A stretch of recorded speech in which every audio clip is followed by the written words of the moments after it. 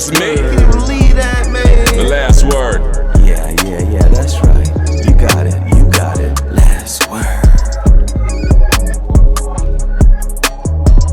Welcome back to The Last Word. We got another great show lined up. I'm your host, Owen Baxter. But before we get started, won't you take the time to like, comment, and subscribe?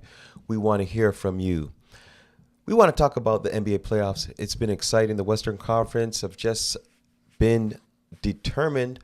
Monday night's contest between the Los Angeles Lakers and the Denver Nuggets was a nothing but a dogfight. James scored 40 points. AD added 21, but it wasn't enough. Monday night, the Lakers, your Lakers, went home losing 113-111, which was a really close game, but they really had a chance to win this game, Lakers, down the stretch. But I think that your boy, LeBron James, which is my boy as well, unfortunately just couldn't get it done. Whether it was his field goal, he taking a shooting, or while he tried to drive it and take it to the net, just couldn't get it done. Now that he couldn't get it done, he's gone home. He's using the best thing that he knows how to use, his media platform. And how does he stay current? How does he stay relevant?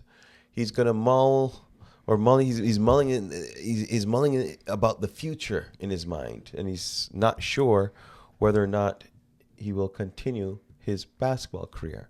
So then we have to ask the question, what's his legacy if he decides to call it quits? What's his legacy? Well, like, what would you say his legacy would be? You know, 4-time NBA champion, 4-time MVP. You know, he's pretty much won it all. What would you say would his legacy would be in comparison to some of the all-time greats?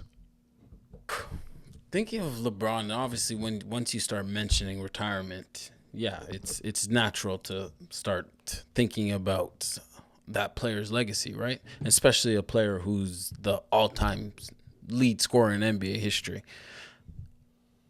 There's one thing about LeBron and his legacy, me personally, I'll always look towards. And as great as LeBron is as a player, as an ambassador of the game, again, this guy has been in the league for 20 years. You can't say a bad word about the guy, right? What do people say? Like, the decision was the one thing people mark LeBron about. Like, really? Come on. The guy's been an absolute rock for the league. However, for me personally, again, as a person that's loved basketball for as long as I can remember, it's hard because the league, again, I remember the times of Magic, Bird, Killers, willing to do anything to win and let you know about it too. Then, obviously, following Jordan, enough said. And then the game moved to the Kobe's, Shaq's, right? You had again, at the time, Iversons, the Paul Pierce, the KGs. Like, these guys were willing to snatch your soul. And then LeBron came. And I don't know if it was tactical or, again, it kind of is who he is, right? He is a inclusive guy, ushered in the player empowerment age, if you want to call it that, joining of the super teams, or at least controlling the creation of super teams. It just seems that there was a softening of the league under LeBron's reign. No doubt about that. Right? And I don't think anyone can argue with that. And it takes away from the competition, right? Let's be honest, the calling out and the pronunciation that I am the best and I'm here to crush you and let you know that I'm the best. The league lost that under LeBron's reign. And to me, that is going to be something I look back and always attach to his legacy, no matter how great it was. And I won't be one of those people saying that he's in the mention of the greatest player of all time, because no. Where are you at? Because I know you seem to agree with the softening of the league that LeBron ushered in. I think LeBron James is a great talent. There's no one can deny the talent, but mentality-wise, I don't think he possesses that Kobe Bryant Mamba mentality, that killer instinct like you're just talking about. I think that for LeBron James to be on top of this league for and dominating for as long as he has, like you said, for the last 2 decades, of course he's been a stellar, of course, citizen both on and off the court. But that killer instinct should have been able to win you at least one game within this series. I'm just thinking that he did soften the league.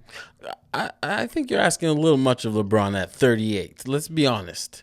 This is the greatest 38 season we've seen in NBA history. And I agree with you in terms of his ability to produce. I'm not taking away from that. But if you're he just can't do it for a whole game no more. I don't think that's fair to ask a 38-year-old LeBron to carry the load a la a 26-year-old LeBron, 30-year-old LeBron. It's not realistic. We know that. Basketball plays a huge toll on your body. I think you can't produce. I think you're letting him off the hook because you're talking about 38-year-old LeBron, which is still considered to be what, top 5 in the league right now, and then you're also talking about when healthy, AD, top 2-3 player in the league when healthy, and guess what? Who? He was healthy. So you're talking about a top 5 player and a top 2-3 player playing together in a Western Conference final. So the body of work that they put together to get to the Western Conference, you just want to dismiss. And when they get to the Western Conference, they just a no-show. Come on, let's